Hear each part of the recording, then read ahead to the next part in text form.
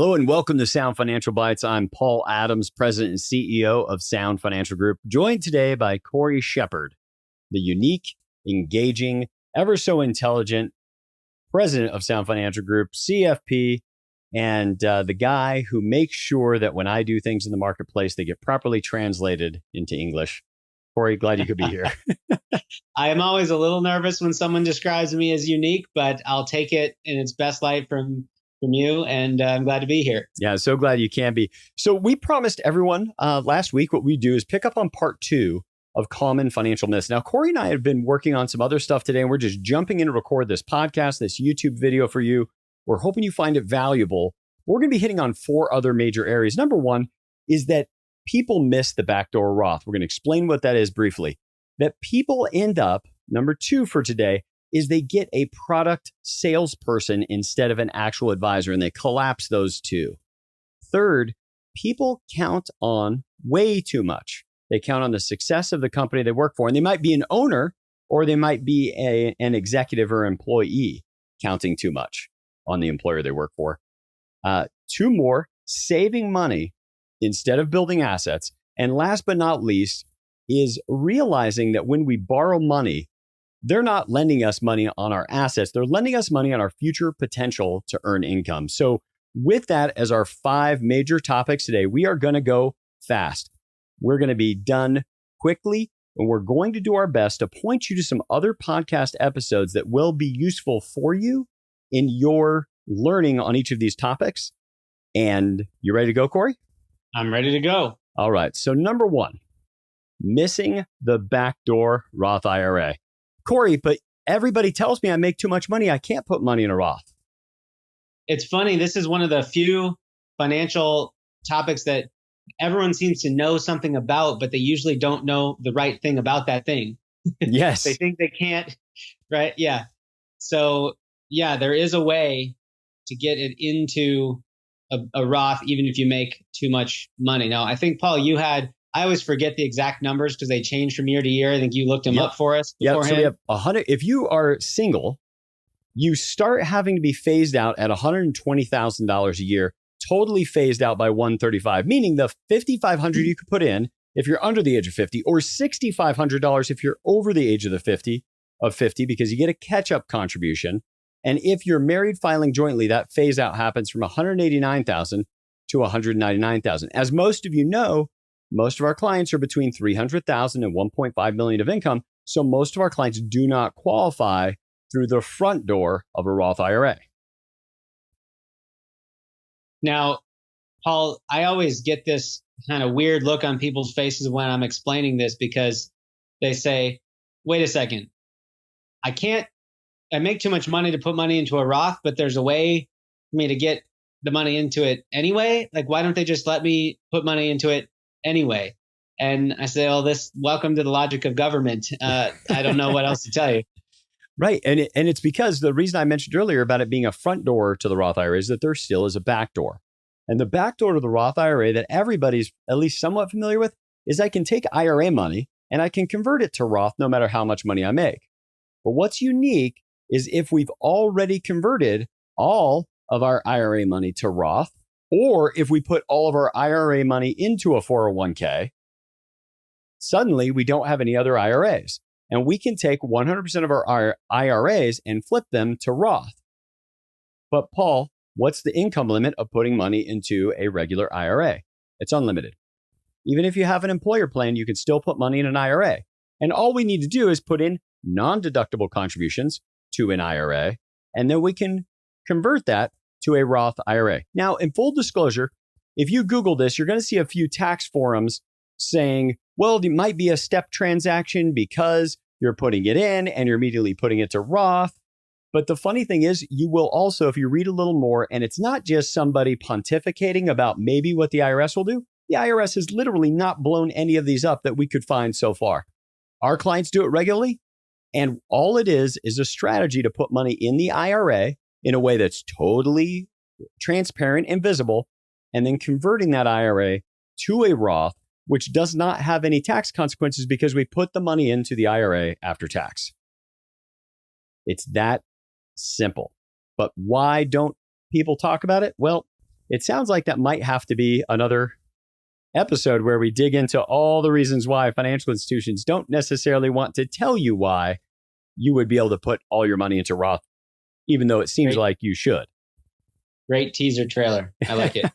Yep, for an upcoming episode. Now, let's go on to the next one, which is the idea of having a product salesperson in your life rather than an advisor. Do you want to take this first, Cory? Yeah. There's a lot of names that people can call themselves in our industry, and some of them are related to a specific license or designation that you have to have earned. Some of them anyone can pick at the drop of the hat, and in either side of that equation, it still might not tell you who that person is and how they're acting. And, it's not bad that someone's providing a great product to a client. If it's the right fit, and if that's what they say that they're there for, if that's all that's being expected. I don't think any less of the grocery store I go to for only giving me groceries. I don't expect them to counsel me on diet, because that's not the agreement that we were in when I walked in the door. So we have a classic example of the product salesperson, in case you're not quite getting what that is. And it's a video that many of you might be familiar with. I'm just going to let it roll, and then we'll talk about it afterwards. So let's go and give it a listen. Phil? Hey, Phil? Phil Connors? Phil Connors, I thought that was you. Hi, how you doing? Thanks for watching. Hey. Now, don't you tell me you don't remember me, because I sure as heck fire remember you. Not a chance. Ned Ryerson! Needle-nosed Ned the head. Come on, buddy. Case Western High. Ned Ryerson. I did the whistling belly button trick at the high school talent show. Bing! Ned Ryerson got the shingles real bad senior year, almost didn't graduate. Bing! Again! Ned Ryerson. I dated your sister Mary Pat a couple times till you told me not to anymore. Well? Ned Ryerson? Bing! Bing!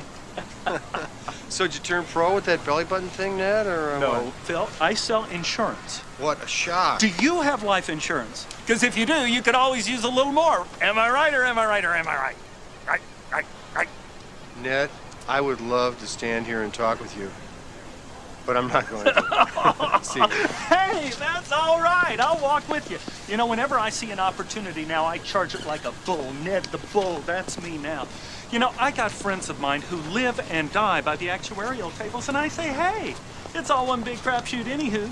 Tell me, have you ever heard of single premium life? Because I think that really could be the ticket for you. Oh, God! It is so good to see you. What are you doing for dinner? Something else. It's been great seeing you, Needlehead. Take care. Watch out for that first step. It's a doozy. So classic Ned Ryerson in Groundhog Day. And, I've seen that movie several times, and even just now, a few things popped out to me. It's okay for someone to be friendly, especially if you did actually go to high school with him or know him from a ways back. But the less that you know someone and the more they act like Ned Ryerson, they're probably in a product sales environment, not an advisor environment. And what the first thing that just stood out for me right at the end there, where he said that 2 minutes of conversation or less, and he said, and have you heard a single premium life? I think that's just the ticket for you. Now, maybe he's a mind reader, maybe he's super perceptive, but there's nothing that I heard in that conversation that would tell me anything about any kind of life insurance product amount. Yeah, type, right. And so if you compare that to, say, what a doctor might do, if a doctor was prescribing something after that level of conversation, you might get concerned. Well, actually, just think about that for a moment. If it was a doctor on the street and you hadn't seen them in a long time and they're chatting with you, and within a minute or two, they brought up a treatment. No, they didn't put the stick of wood in your mouth, didn't weigh you. They didn't, they didn't do anything. No examination. They just started throwing out treatment. That would be suspect, and appropriately so. For some reason, that's not the case in financial services. Because most of the financial services most people have gotten for most of their lives and for most of the history of the industry have been product related first. So it's okay to have a product person in your life. It's okay to go and buy a product from somebody you know. The problem, I want to repeat, is only collapsing the Ned Ryersons. And by the way, the Ned Ryersons can look like somebody that just manages your assets. And they are fiduciary and they only take a fee.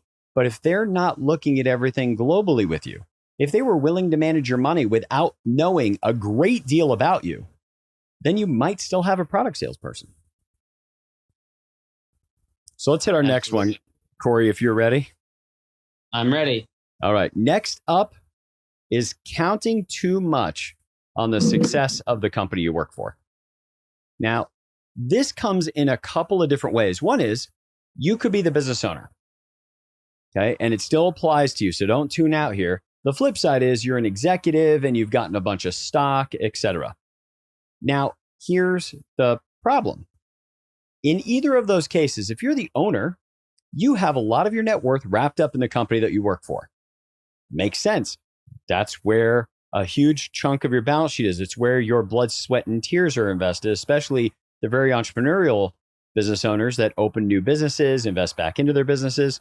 Happens all the time. I'm a member of the Entrepreneurs Organization here in Seattle, and we've got a lot of people that have done exactly that, and some of them with great success. The flip side is you work for a company, you're around people every day that are seeing the virtues of the company they work for, but you also end up doubling up in both of those scenarios where all of your household income plus a huge amount of your net worth are both wrapped up inside the same company. Said a different way, you have a very unallocated portfolio. And in especially the business owner situation, you own a stock in a single company that has a one-time valuation when you exit the company. And many business owners exit the company with very little value, no value. They end up winding down their companies when they retire, even ones that were very, very successful just 5 or 10 years prior, because you might have to wind it down when life didn't cooperate to be able to sell it. Or you rode the rise of a particular company and you were with Cisco, but unfortunately when you retired was 2002, which was not a great time to be able to do that. That's what we want to watch for, is just understanding that we may be counting too much on just one. So Cory, if people are feeling that way, like, wait, that might be me. What is the remedy? What do you have to do on your balance sheet to just be able to start to overcome that? So for a business owner, it would be just thinking clearly to say, if someone's going to buy my business, they're really buying the cash flow that is coming to me. Mm-hmm. And so just thinking about what that number of assets outside of our business we need to have to replace that income and work towards that over time. On an employee side, it's just saying, hey, oh, did you have? Yeah, I just want to say, so only because I can hear the business owners like, well, how much is that? I'll just give it to you quick. If you're taking $400,000 out of your business every year that you're enjoying for income, then what you had better do is have $10 million on your balance sheet somewhere, because you're going to need $10 million on your personal balance sheet. And if somebody buys your business that makes $400,000 a year for $2 million, that means you need to have had $8 million or so elsewhere on your balance sheet, not counting your home's equity, to be able to produce the $400,000 a year income in your old age. And if you ever think about it, if you were buying a business that looked just like yours, that was making somebody $400,000 a year, in my example, you wouldn't go out and pay $12 million for that company. But oftentimes business owners are not thinking clearly. They're just coordinating. When I retire, when I sell the business, I will retire, as if one causes the other. They're only correlated. They're not causative. Okay, sorry, back to our executive, Cory. Yeah. And then on the executive side, just have to take a look. It's usually inside the 401k or maybe a parallel stock option program, and just ask what percentage of your overall portfolio is inside the stock of the company that you work for. And probably shouldn't be much more than 5-10%, depending on your total wealth, Paul, would you say? Yeah. And some people will go as high as 15, but you're exactly right. It's almost like the business owner. where technically that chunk of your money is actually relying on the business's balance sheet.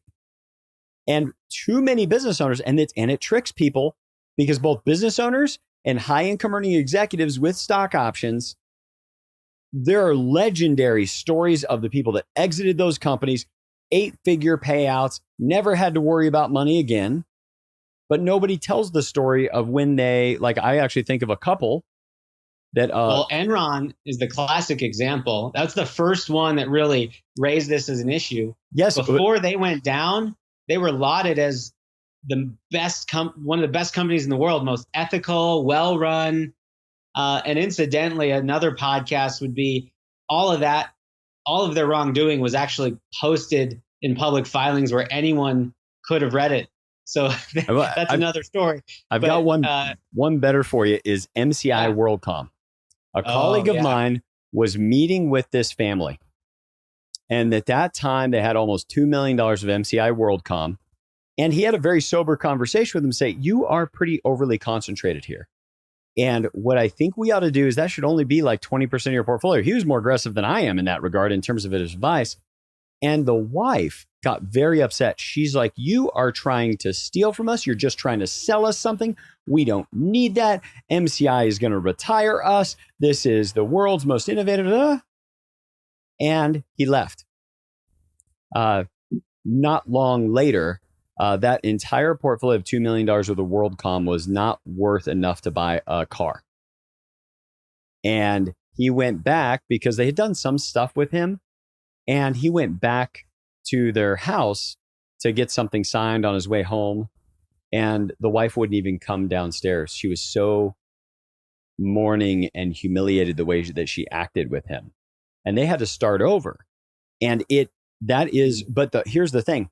Does anybody that he works with at a future company hear from him how he nearly had their entire financial future secured and they jeopardized it by staying all in on MCI WorldCom? Not a chance. Nobody talks about it. That's the problem with survivorship bias. And it happens to everybody. It happens to the business owners that have a great exit, happens to the executives that have a great exit. Seems like because everybody who's actually talking about it has success stories. And it's only that sober outside voice saying that may not be such a good idea, but because you hear first-person testimonials on the success and only second or third-hand stories of the failures, that it seems to hold more weight, even though it's a very small amount of the overall cases where the 8-figure exits come because the money wasn't on our balance sheet. It was still on the business's balance sheet in both of those cases. Hey, everyone. I want to let you know I'm interrupting this podcast for a good reason. If you're someone who's enjoying this podcast, if our philosophy is helping you better think about money, then this offer is for you. We've opened up a financial inquiry call for our listeners of Sound Financial Bites. Our financial inquiry call is 15 minutes where one of our team will ask you some key questions, understand your concerns, and if appropriate, schedule you for a philosophy conversation with myself or Sound Financial Group's president, Cory Shepard. If you email us at info@sfgwa.com with inquiry in the subject, we will reply back to you with a link to our team calendar so you can schedule a call at a time that's least invasive for you. Even if we're not a fit, the team member having the call with you will point you in the direction of resources we have that can help you in whatever the next step for you in your financial journey is. Now back to your podcast already in progress. Sorry to jump on you there, Cory, but I had to get that story out. You got to get, I know, I can tell when you're rolling. I'm just going to let it ride. Are you good with hitting the next one? I'm great. Why don't you lead off? So too often folks say, I need to save more. And we talk about this in depth in some of our other podcasts. So the problem with saving more is what happens with most money that we save. And that is save into a checking or a savings account. And the reality is it gets spent. And it's even in the language that we use. We talk about saving up to buy something.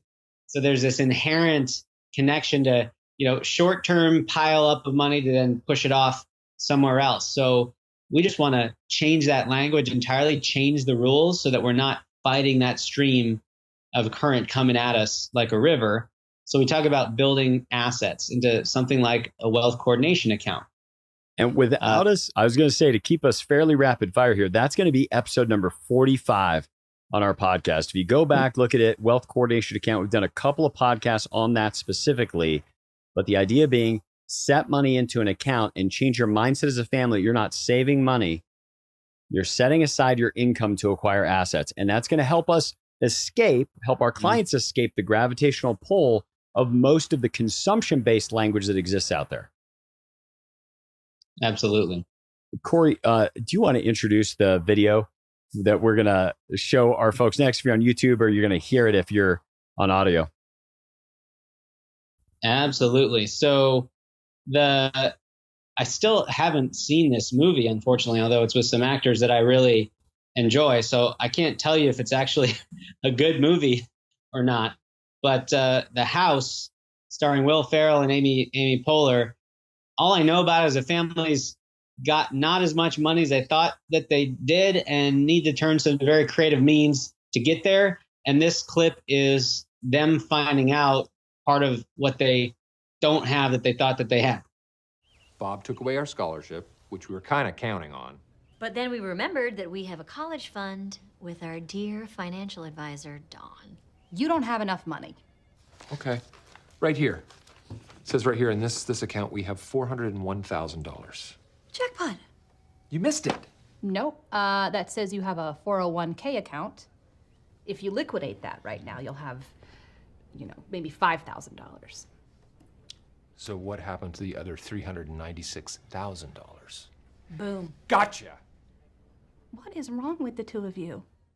What we see there is this household that really was totally inside of the consumer way of thinking about money, meaning they even went so far as to think they had bought a product that was going to handle it, whether it was a college savings plan or a 401k, and they focused on saving. But the moment you begin to think instead about asset acquisition, then the very next thing you start to ask yourselves, I wonder how much assets I have. How are my assets doing? How is it? All that starts to manifest new questions and new learnings, literally out of just using new language. You don't have to do, like, all kinds of better things come out of just making that language shift of not thinking savings, but what percent of my money am I putting toward asset acquisition? Anything else you want to add to our poor couple's story trying to send their child to college? Well, Paul, do you have the college funding episode written down? Yeah. Sending Your Money to College is the title. I can't remember the number. I will have it. Number 49. 49. Episode number 49. Yep. A 401k is not really a particularly good way to build assets for college in the first place. The fact that they have $5,000 left, that they liquidated it right now, means they probably 30% of whatever value was in there was going towards taxes and early withdrawal fees for getting that out. So that would be one piece. And, just looking at that interaction with that advisor, one, if anyone ever talks to you like that person did, then you might have a product person, not an advisor. And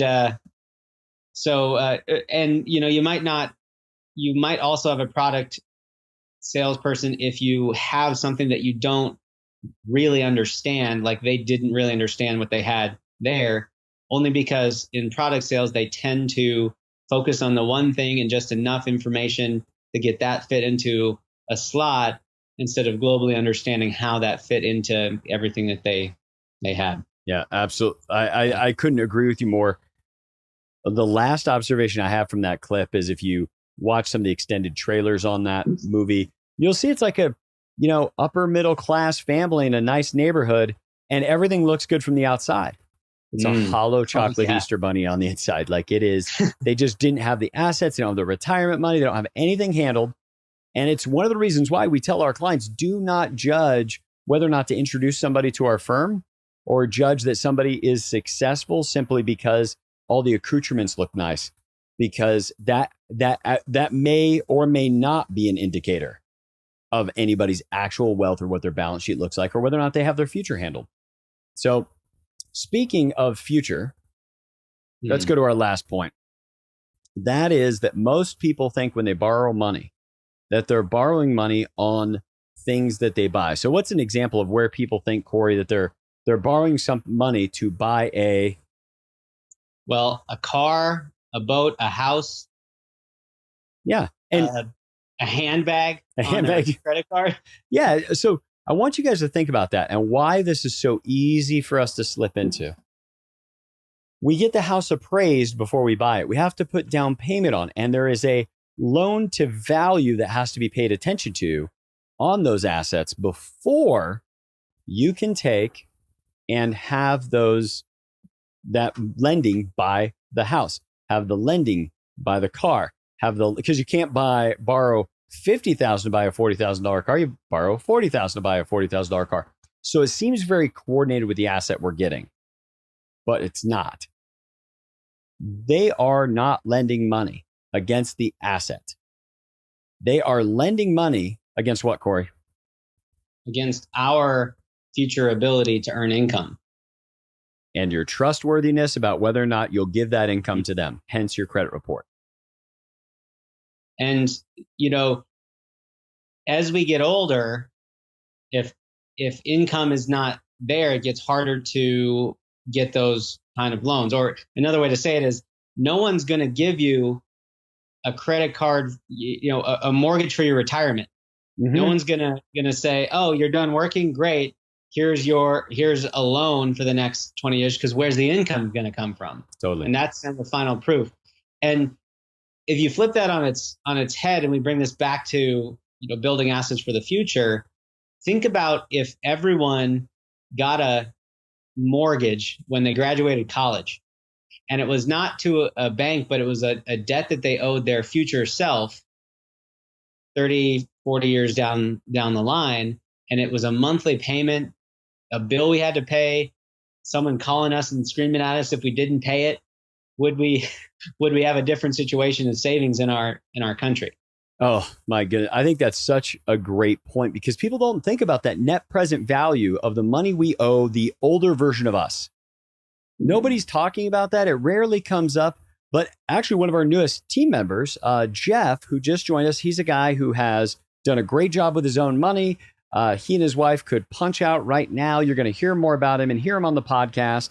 But one of my favorite things is we were just all at a conference together, and he told me a story, Cory. He said his grandfather always told him, I never want you to tell me how much money you made. Tell me how much you saved. Anybody can make a lot of money. Tell me how much. Now, that's using the language of savings. So in our language, be like, don't tell me how much money you made. Tell me how much money you put into assets on your balance sheet. That's the impressive thing, not the amount of money that you make. Because, by the way, when you start making a lot of money, and I can speak from personal experience, everybody who's better at your psychology, everybody's better at my psychology than anybody else out there, will pursue you to harvest some of that surplus into the products that they offer. Whether that's Mercedes, MasterCard, Nordstrom's, you name it, everybody's going to work to harvest your surplus to their fields. So with that, anything else that you'd want to add, Cory? I just added Amazon to the list in my head. They oh my get gosh. a lot of my surplus. They do. Yeah. They do. Well, guys, we're glad you could be here today. We wanted to get a chance over these 2 episodes to really share with you what we notice are the common mistakes people make. These are not the earth-shattering ones. They're not things like ignoring protection. They're not the big ones like not having enough life insurance, specific ones, or not having those things and something bad happens. Clearly, that's awful. These are just this typical, normal inefficiencies people run into every single day. We'd love to hear from you. If you find that maybe you have some inefficiencies in your financial life, if those inefficiencies are dragging you down by 10% between now and when you might retire, then how many years could you have worked less? How many years earlier could you have reached financial independence? We don't know where that is for you as you're listening to this podcast. But if you want to find that out more, feel free to reach out to us, info@sfgwa.com, and we'll do whatever we can to help you design and build a good life.